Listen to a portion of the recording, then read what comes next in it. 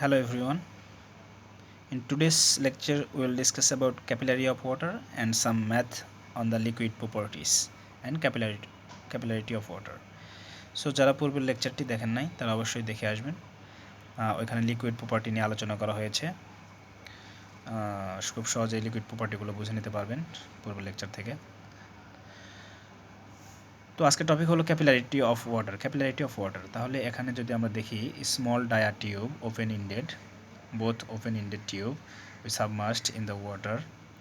ওকে, তাহলে দেখা যায় যে এখানে ওয়াটারটা কী করে, উপরের দিকে রাইজ করে উইথ কনকেভ সারফেস। ঠিক আছে, অবতল সারফেসে এটা উপরের দিকে যায়।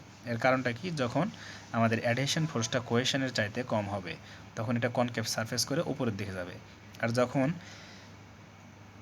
কোহেশন ফোর্সটা অ্যাডহেশনের চাইতে বেশি হবে তখন এটা কনভেক্স সারফেস হবে, অর্থাৎ উত্তল সারফেস হবে এবং এটা নিচের দিকে যাবে, ডাউনওয়ার্ড মুভমেন্ট হবে এই লিকুইডের, যেমনটা মার্কারির ক্ষেত্রে ঘটে, আমরা পূর্ব লেকচারে দেখেছি। তাহলে এটা ওয়াটারের ক্ষেত্রে যেহেতু, তাহলে এটাতে কি হচ্ছে, আপওয়ার্ড উপরের দিকে যাচ্ছে ওয়াটার এবং উইথ কনকেভ সারফেস। এটা একটা পয়েন্ট গেল। এরপরে যদি দেখি আমরা এখানে একটা কনকেভ সারফেস হলো, এরপরে ওয়াটারটা উপরের দিকে মুভমেন্ট হলো। ঠিক আছে, তাহলে এর উপরের দিকে যাওয়ার একটা কারণটা হলো কি, adhesion is greater than cohesion. তাহলে অ্যাডহেশন ফোর্সটা, অর্থাৎ গ্লাসের মলিকুল এবং ওয়াটারের মলিকুলের যে আকর্ষণ, সেটা ওয়াটারের মলিকুলদের মধ্যে যে আকর্ষণ তার চাইতে কি বেশি, যার কারণে কি হয়েছে, ওয়াটারটা upward movement with concave surface. Okay, and এখানে যেই এই কনকেভ সারফেস হওয়ার কারণে এখানে যে অ্যাঙ্গেলটা তৈরি হলো, এই যে অ্যাঙ্গেলটা, এই অ্যাঙ্গেলটা বিপরীত কোণ, তাহলে এই অ্যাঙ্গেলটা হলো আমরা ডিনোট করতেছি আলফা দ্বারা। তাই আলফাটা কি, আসলে angle of contact of the water surface. আর এখানে এই লিকুইড বা তরল, এখানে ওয়াটারের ক্ষেত্রে যেই পৃষ্ঠটান, এটাকে বলা, এটা সারফেস টেনশন, সেটাকে আমরা ডিনোট করতেছি সিগমা দ্বারা।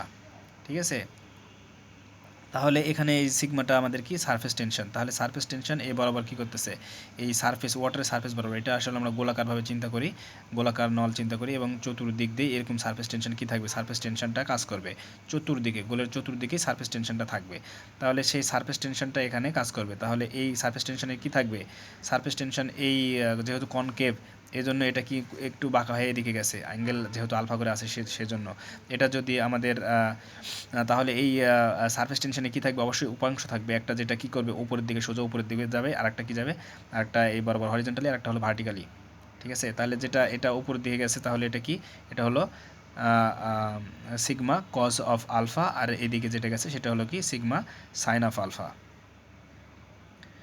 ঠিক আছে, যেহেতু এটা আমাদের আপওয়ার্ড মুভমেন্ট ছিল, আপওয়ার্ড মুভমেন্ট, তাহলে কজ আলফা কোন দিকে হবে, উপরের দিকে হবে।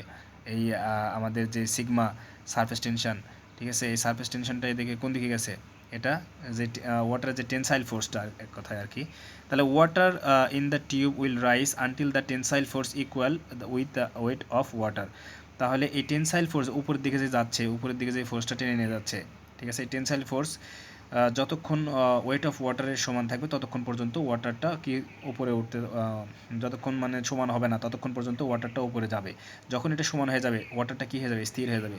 ধরে নিলাম আমরা এই পয়েন্টে ওয়াটারটা কী হয়ে গেছে, টিউবে আসার পরে স্থির হয়ে গেছে, তার মানে এখানে কি, এই অবস্থায় আমাদের টেনসাইল যে ফোর্স, অর্থাৎ পানিকে উপরের দিকে যেটা টানছে, সিগমা কজ আলফা, এইটা এবং ওয়েট অফ ওয়াটার, যে ওয়েট অফ এই এতটুকু যে হাইট, ওয়াটারের যে সারফেস ছিল, এই সারফেস থেকে যতদূর পর্যন্ত ওয়াটারটা রাইজ হয়েছে এইচ, এই এইচ পর্যন্ত যে হাইট, এই হাইট এইচ পর্যন্ত, এতদূর পর্যন্ত আসার পরে আমরা দেখতেছি টেনসাইল ফোর্স এবং ওয়েট অফ ওয়াটারটা কী হয়ে গেছে, সমান হয়ে গেছে। ঠিক আছে, আর এদিকে উপরের দিকে আপওয়ার্ড যে মুভমেন্টটা কাজ করছে সেটা হলো সিগমা কস আলফা, আর এটা হলো কি, সিগমা সারফেস টেনশন, এদিকে sine alpha, sigma sine alpha. তাহলে সিগমা সাইন আলফা চতুর্দিকে কোন দিকে, বিপরীতমুখী, একটা আরেকটি কি কোন দিকে কাজ করছে, বিপরীত দিকে কাজ করছে, তাই না? তাহলে আমরা যদি দেখি এখন, তাহলে এখানে তাহলে আমরা কি লিখতে পারি, এটা weight of water is equal tensile force. তাহলে weight of water is tensile force এ পয়েন্টের ক্ষেত্রে, তাহলে ওয়েট অফ ওয়াটার আমরা কি জানি, এমজি। ঠিক আছে, wait of water W equal MG, এবং টেনসাইল ফোর্সের ক্ষেত্রে আমরা এটা কি দেখতেছি, আমরা দেখতেছি এখানে টেনসাইল ফোর্সটা কোন দিকে গেছে, উপরের দিকে নিয়ে গেছে। তাহলে উপরের দিকে কে নিয়ে গেছে, সিগমা কজ আলফা এই ফোর্সটা উপরের দিকে নিয়ে গেছে, তাই না? সিগমা কজ আলফা, তাহলে ওয়াটারের যে আপওয়ার্ড মুভমেন্টটা হয়েছে কার জন্য হয়েছে? Sigma cos alpha, sigma cos alpha. তাহলে সিগমা কজ আলফা কত দূর পর্যন্ত আছে? 2 পাই আর, মানে পুরো নলের যে পরিধি বরাবর গোল বৃত্ত কল্পনা করি 2 পাই আর, এই পরিধি বরাবর কী করেছে আমাদেরকে এই সিগমা কজ আলফা আছে। তাহলে সিগমা কজ আলফা ইন্টু 2 পাই আর, এটা গুণ করে দিলাম। তাহলে সেখান থেকে এম সমান আমরা জানি কি এম সমান রো ভি, যেহেতু আমরা জানি রো ইকুয়াল এম ভাগ ভি, সেখান থেকে এম ইকুয়াল রো ভি। তাহলে রো ভি জি, এখান থেকে সিগমা কজ আলফা 2 পাই আর, আর সমান এটা হলো রেডিয়াস, তাহলে এর কি ব্যাস লিখলাম, সেক্ষেত্রে আমরা d/2। তাহলে এখান থেকে ভি এটা আয়তন, আয়তনকে আমরা ক্ষেত্রফল এবং উচ্চতা দ্বারা গুণ করলাম, তাহলে rho A H G is equal sigma cos alpha, এবং এখানে আমরা দেখতেছি 2 কেটে গেলে পাই ডি। তারপরে এখানে দেখতেছি সিগমা রো রো ক্ষেত্রফলের ক্ষেত্রে এটা কিসের ক্ষেত্রফল? এটা বৃত্তের ক্ষেত্রফল, তাই না? এটা আমাদের কি একটা সার্কেল হিসেবে যদি দেখি, সার্কেল, এই সার্কেলের ক্ষেত্রফল পাই আর স্কোয়ার, এবং যে হাইটটা, এই হাইট এই এইচ, এটা কত? এইচ দিয়ে গুণ করলে এই এতটুকু যে নলের যেই ইয়েটা আমরা পেয়ে গেলাম ক্ষেত্রফল, আয়তন ভলিউমটা পেয়ে গেলাম আমরা। ওকে, তাহলে এখান থেকে আমরা পাই আর স্কোয়ার ইন্টু এইচ জি, সেখান থেকে আবার লিখতে পারি কি সিগমা কজ আলফা, এখানে পাই ডি যা আছে তাই। এরপরে আমরা সহজ ক্যালকুলেশন, এখানে আর এর মান আমরা বসালাম d/2, diameter, radius diameter by 2। তো সেখান থেকে আমরা এটা সহজে ক্যালকুলেশন করলে আমরা দেখতেছি এখান থেকে আমরা পেয়ে গেলাম H is equal 4 sigma cos alpha divided by rho G D. তাহলে রো জি আমরা দেখেছি যে স্পেসিফিক ওয়েট সমান আবার W/V, সেখান থেকে আমরা দেখেছি ওমেগা ইকুয়াল রো জি। তাহলে এখান থেকে যেই রো জি আছে সেখানে আমরা ওমেগা বসাই দিতে পারি, তাহলে সেখানে আমরা পেয়ে গেলাম কি H is equal 4 sigma cos alpha omega D. আমাদের যখন আমাদের ভ্যালু এই সূত্র দ্বারা দেওয়া থাকবে, তখন সেই অনুযায়ী আমাদেরকে বসায় এইচ এর মান বের করতে হবে, অথবা যে কোনো একটা ভ্যালু বের করতে লাগতে পারে। আবার এই মান দেওয়া থাকলে আমরা সহজেই ক্যালকুলেশনগুলো করতে পারি। তাহলে দেখা যাক কিছু ম্যাথগুলো।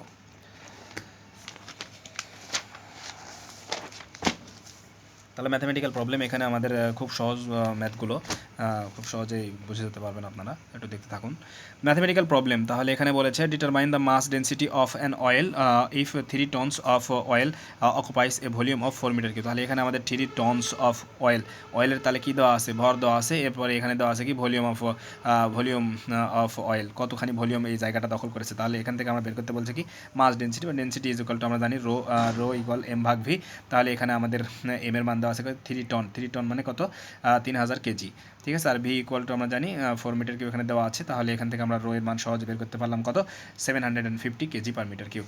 এরপর যদি আরেকটা অঙ্ক দেখি আমরা, তাহলে ম্যাথ দেখি, তাহলে এখানে কি দেখতেছি a certain liquid occupying a volume of 1.6 metre cube. এখানে ভলিউম কত বলছে? 1.6 মিটার কিউব, এবং ওয়েটস, এখানে ওয়েটস বলছে কত?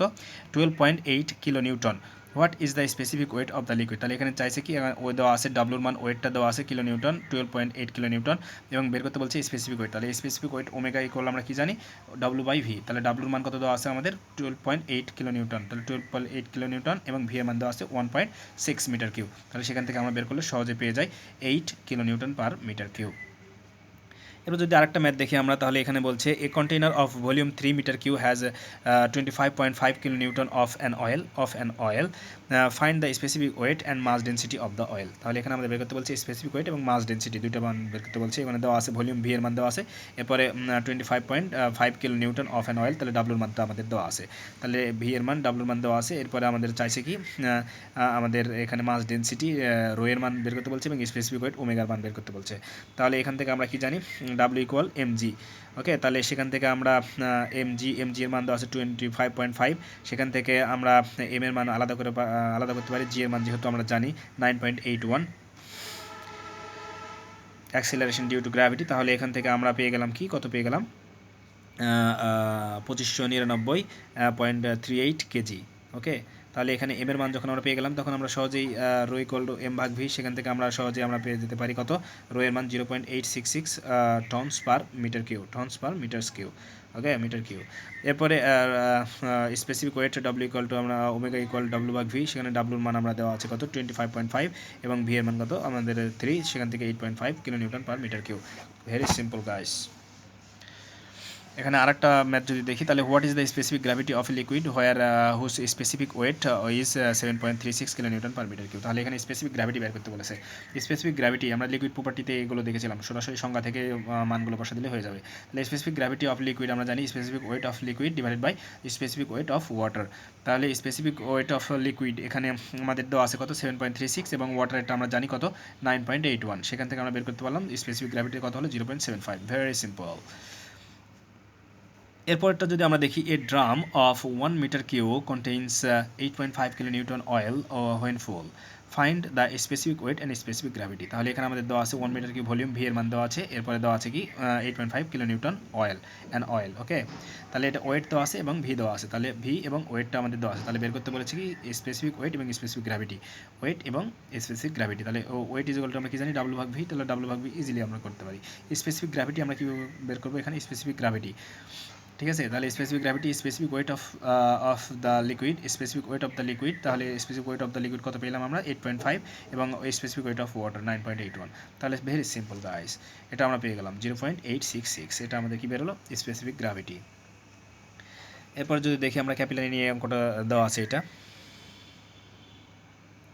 বলছে এ 5 মিলিমিটার ডায়ামিটার গ্লাস টিউব, ঠিক আছে। ওই যে গ্লাস টিউবটা, এই গ্লাস টিউবের ডায়ামিটারটা কত 5 millimetre. 5 millimetre diameter glass tube is immersed vertically in water, তাহলে ভার্টিক্যালি ওয়াটারের ভিতরে এটা কী করা আছে ইমার্সড করা আছে। তাহলে if the contact angle is 5 degree, তাহলে এটা যে ওয়াটারটা উপরের দিকে উঠছে আপওয়ার্ড ফোর্স এবং এখানে অ্যাঙ্গেলটা কত ডিগ্রি হয়েছে 5 ডিগ্রি হয়েছে, 5 ডিগ্রি অ্যাঙ্গেল হয়েছে, ঠিক আছে। কনকেভ সারফেস, এখানে কনকেভের সাথে কত ডিগ্রি 5 ডিগ্রি কোণ করে কনকেভ হয়েছে আর কি। Capillary rise find the capillary rise, তাহলে ক্যাপিলারি রেইস এই এইচ এর মান বের করতে বলছে, ক্যাপিলারি রাইসটা কত, এই হাইটটা কত সেটা আমাদের বের করতে বলেছে। Take surface tension of the water as 0.074, ঠিক আছে। তাহলে সারফেস টেনশন এখানে কত বলেছে, সারফেস টেনশন আমাদের মান দিয়ে দিয়েছে 0.074। তাহলে এখানে সিগমা আলফার মান 5 ডিগ্রি দেওয়া আছে, এইচ এর মান বের করতে হবে। ডি এর মান আমাদেরকে দিয়ে দিয়েছে 5 মিলিমিটার, 5 × 10⁻³ মিটার। তাহলে এইচ ইজ ইকুয়াল টু আমরা যেটা দেখেছিলাম ক্যাপিলারি সূত্রতে, সেখান থেকে আমরা 4 sigma cos alpha divide by omega D. তাহলে এখান থেকে আমরা দেখতেছি 4 সিগমার মান 0.074 এবং আলফার মান কত আমাদের 5 ডিগ্রি বসা দিলাম। এরপরে ওমেগা ইকুয়াল টু আমরা কি জানি ওমেগা, এটা যেহেতু স্পেসিফিক ওয়েটের কিসের ক্ষেত্রে এটা আমাদের বলছে, এটা বলছে আমাদের ইমার্সড ভার্টিক্যালি ইন ওয়াটারের ক্ষেত্রে। তাহলে ওয়াটারের ক্ষেত্রে আমরা কত জানি, ওয়াটারের ক্ষেত্রে আমরা জানি এই স্পেসিফিক ওয়েটটা 9.81 kilo newton per metre cube. Kilo নিউটনকে আমরা যদি শুধু নিউটনে করি তাহলে 10⁻³ দ্বারা গুণ করতে হয়েছে এখানে। তারপরে এখানে আমরা কি করলাম, ডিকে এখানে মিলিমিটারের থেকে মিলিমিটারে প্রকাশ করলাম, এটা গুণ করে দিলাম। তারপর সহজে আমরা এখান থেকে পেয়ে গেলাম কি এইচ এর মান, capillary rise height of the water in the tube. তাহলে এটা আমরা এইচ এর মান পেয়ে গেলাম 6 millimetre guys. So very simple, easy, very easy. তাহলে পরের লেকচারগুলোতে আমরা আলোচনা করব fluid pressure and its measurement, pressure head basically, and যেই আমাদের যে প্যাসকেলস ল আছে এগুলো নিয়ে আলোচনা করব গাইস। ততদিন ভালো থাকো, সুস্থ থাকো সবাই।